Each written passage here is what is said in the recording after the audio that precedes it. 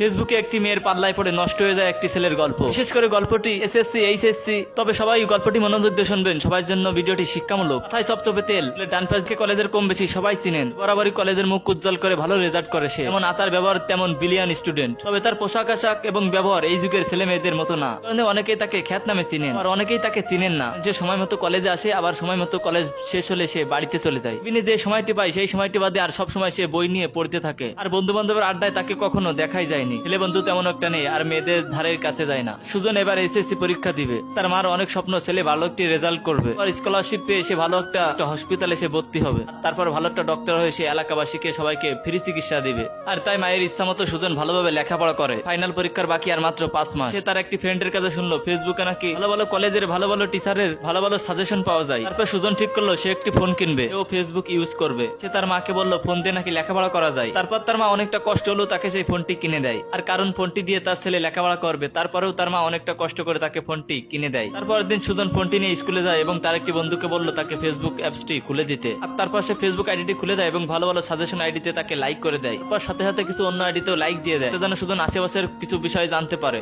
আর কিছু শিখতে পারে। দিন থেকে সুজন ফেসবুক নামক ওই অ্যাপটি ইউজ করতে লাগে, আর ভালো ভালো সাজেশন সেখান থেকে সে সংগ্রহ করতে থাকে। আর দিনে দিনে তার উন্নতিও হচ্ছিল। সুজন ভাবলো আমি নিজেও একটি সাজেশন পোস্ট করব, আর তার ইচ্ছা সত্ত্বেও সে একটি সাজেশন পোস্ট করলো। পোস্ট করে বেরিয়ে পড়ে। পরের দিন সকালে যখন সে ফেসবুকে ঢোকে, আর ঢুকে দেখে অনেক লাইক, অনেক কমেন্ট। তারপর এটা দেখে সুজন অনেকটা বেশি খুশি হয়। তারপর সে কলেজে চলে যায়। আর কলেজ থেকে এসে সে যখন ফেসবুকে ঢোকে, তারপর সে ফেসবুকে ঢুকে দেখে একটি মেয়ে তাকে অনেকটা বেশি মেসেজ দিয়েছে। কিছু মেসেজ এমন ছিল, ভাই আপনি তো অনেক ট্যালেন্টেড, নিজের সাজেশন গুলো পোস্ট করেছেন, এটা আমার জন্য অনেকটা বেশি উপকার হয়েছে। আর পরীক্ষায় সেটা 95% কমন পড়ছিল। তখন ছেলেটি বলল আমি কখনো জানতাম না আমার পোস্ট কোনো মানুষের জন্য এতটা উপকার হবে। মেয়েটা তখন বলল আপনি তো অনেক ট্যালেন্টেড একটি লোক, কি আপনার বন্ধু হতে পারি? ছেলেটি তখন হা বলে একটি রিয়াকশন দেয়। আর মেয়েটি তাকে বলল হাসছেন কেন, আমি কি আপনার বন্ধু হওয়ার যোগ্যতা অর্জন করতে পারি নাই? তখন বলল আরে না, আমার জীবনে কোনো মেয়ে আমাকে বলেনি আমি তোমার বন্ধু হতে চাই। আমি হাসলাম আর কি। মেয়েটি তখন তাকে বলল কি বলেন, আপনি একজন ট্যালেন্টেড ছাত্র, আর আপনার কোনো মেয়ে বন্ধু নেই, এটা কি মানা যায়? আর তারপরে এভাবে কথা বলতে বলতে রাত 11টা বেজে যায়। ছেলেটি ঘড়ির দিকে তাকিয়ে দেখে রাত 11টি বেজে গেছে। তখন সে তাড়াতাড়ি তাকে বলল ভাই বের হয়ে পড়তে বসে। আর তখন পড়া আগের মতো আর তেমন হচ্ছে না।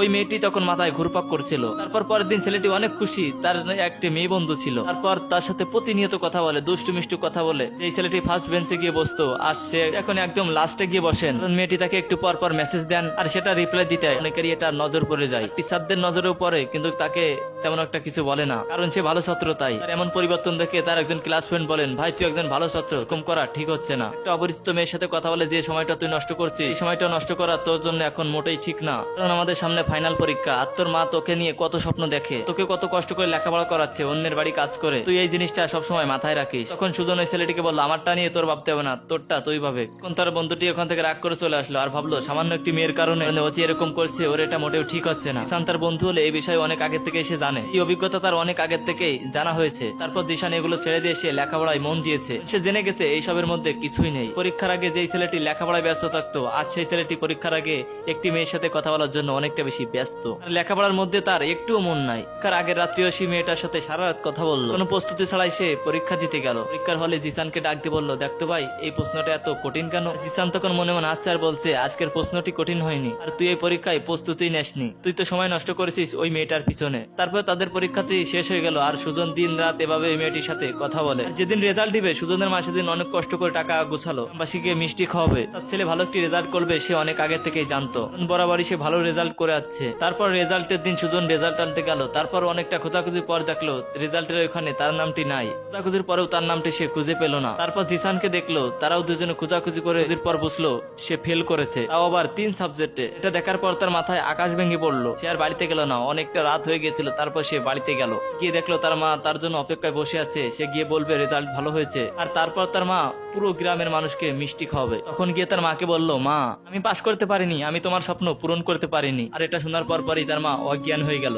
তারপর পানি টানি দিয়ে সুস্থ করার পর তার মা যখন ঘুমিয়ে গেল, আর তখন সে ফেসবুকে ঢুকলো। আর ঢুকার সাথে সাথে সে মেয়েটাকে সে মেসেজ করলো কেমন আছো, কি করছো? মেয়েটা রিপ্লাইতে লিখলো এই তো বয়ফ্রেন্ডের সাথে কথা বলছি। কথাটা শোনার পর সুজনের মাথায় আকাশ ভেঙে পড়লো। সুজন তখন তাকে বললো তোমার যে বয়ফ্রেন্ড আছে তুমি তো আগে থেকে আমাকে বলনি। তখন মেয়েটি বললো আজকেই বানিয়েছি, তুমি তো ফেল করেছো, ফেল করা ছাত্রের সাথে আমার কোনো সম্পর্কই থাকতে পারে না। তারপর থেকে সুজন মেয়েটির সাথে আর কথা বলতে পারেনি, কারণ মেয়েটি তাকে ব্লক করে দিয়েছে। বর্তমানে যারা লেখাপড়া করতেছে তারা এই কথাগুলো অবশ্যই মাথায় রেখো। ছেলেদের সফল হতে হয়, আর মেয়েরা সফলদের খোঁজে। লেখাপড়ার সময় মেয়েদের পিছনে সময় নষ্ট না করে সময়টা লেখাপড়ার পিছনেই দাও, আর তাহলে তাহলে জীবনে ভালো কিছু করতে পারবে। আর মেয়েদের পিছনে ঘুরে কিছুই হবে না। ভিডিওটি ভালো লাগলে সবাই লাইক কমেন্ট শেয়ার করে সবার মাধ্যমে ছড়িয়ে দিবেন। আল্লাহ হাফেজ।